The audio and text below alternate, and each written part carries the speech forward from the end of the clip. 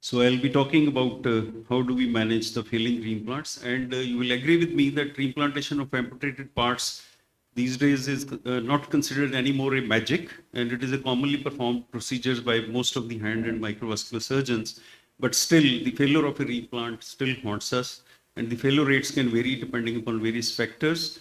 And these factors can be patient factors like extremes of age, severe comorbidities, life-threatening associated injuries, smoking, and major psychiatric illnesses. Then injury factors are very important, and the mechanism of injury, and all of us know that if it is a sharp amputation, then the success rate is very high. But in cases of crush and avulsion injuries, the success rate is much less. And same is about the ischemia time. So we have to be very careful about ischemia time, particularly in proximal level amputations.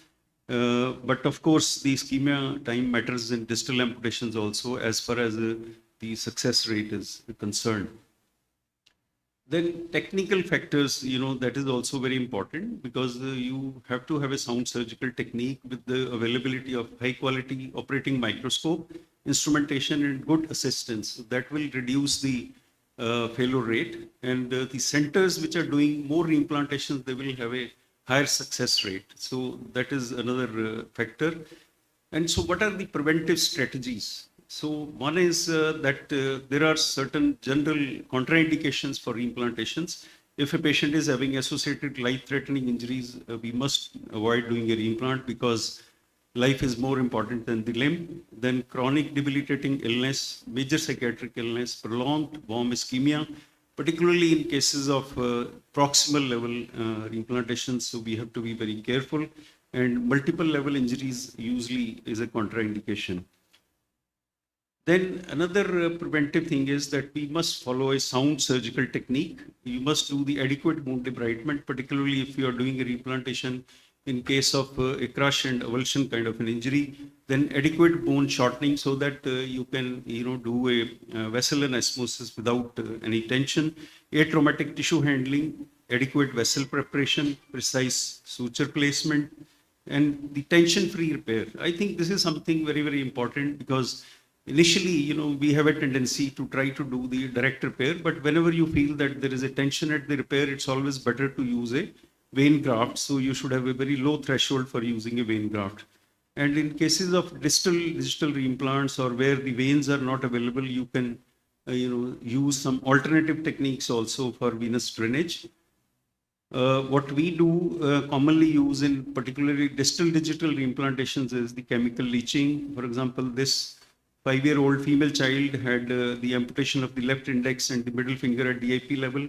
No suitable veins were available, so we did only the arterial repair, and we could have a successful reimplant simply with chemical leaching for bloodletting. So if dorsal veins are not available in the digits, so sometimes you can use a volar vein, or you can make a AV fistula also, like we did in this particular case, where there was a damage on the dorsum of the amputated part. Then post-operative care is very important. While doing the dressing, you must make it sure that there is no compression. It is a soft, bulky dressing.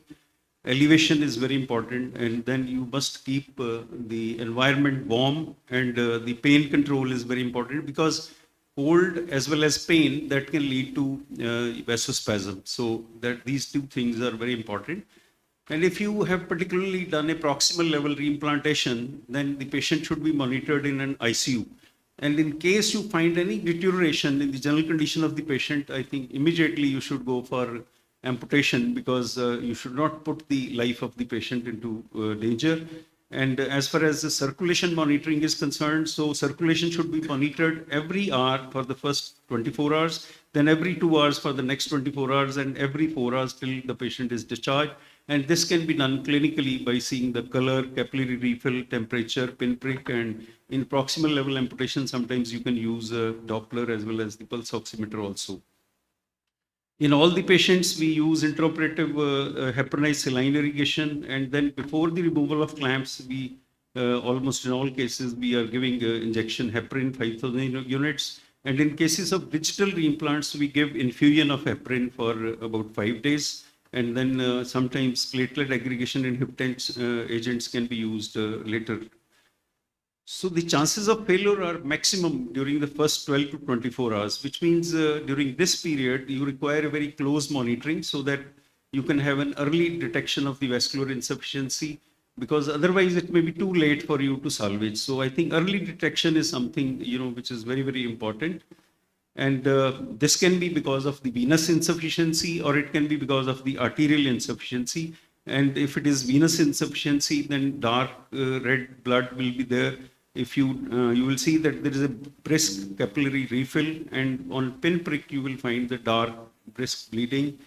And in case of arterial insufficiency, it will be pale, flaccid, and cold digit, and slow or absent capillary refill. And when you pinprick or you stab it, there will be no blood.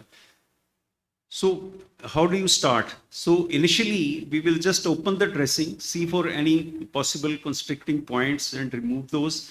Many times when there is a bleeding around that area, so that can cause the constricting effect. So you must remove those clots and that constricting effect. You can remove a few sutures. And if you are suspecting arterial insufficiency, you can place the limb in a dependent position. That helps sometimes. And if venous insufficiency is suspected, then you can do the elevation.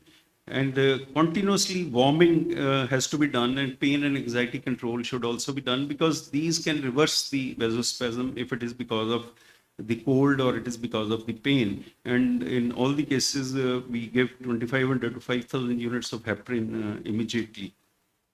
So if all those this thing does not help, you have to take the patient to the operation theater. And if it is an arterial insufficiency, you resect the anastomotic site, assess the proximal flow, and do the redo anastomosis again.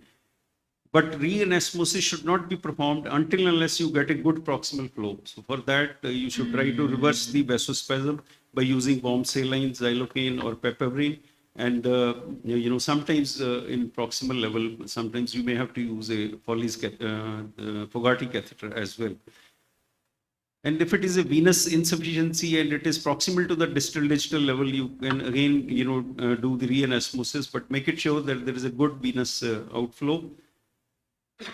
But in cases of distal digital level reimplantations, venous re-anastomosis may not be possible. So in that scenario, we have various, techniques available for bloodletting. And leeches people have used. I don't have any personal experience of using leech, but this is a picture which I have taken from one of the articles where the failing reimplant of the thumb, they have been able to salvage with the use of leeches. So what we generally use in distal digital reimplantation is chemical leaching. You can, which we have found quite successful in a number of patients. Then you can do nail plate removal and scratching of the nail bed, intramedullary venous drainage, dermal pocketing. So all these methods have been described, but what we generally use is the chemical leaching. And after you have done the re-exploration, all these patients will be put on heparin infusion for about 5 days. And then later you can use a combination of aspirin and clopidogrel for another 2 weeks. And sometimes pentoxifylline can also be used in these patients. So to conclude, I would like to say that the close monitoring of circulation of the replanted part is very crucial for early detection of the vascular insufficiency.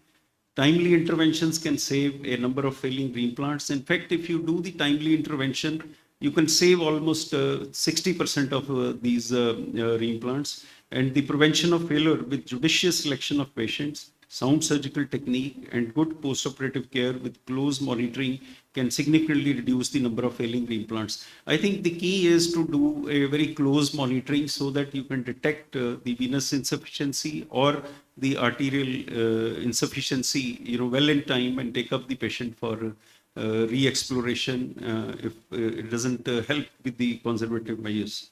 Thank you so much.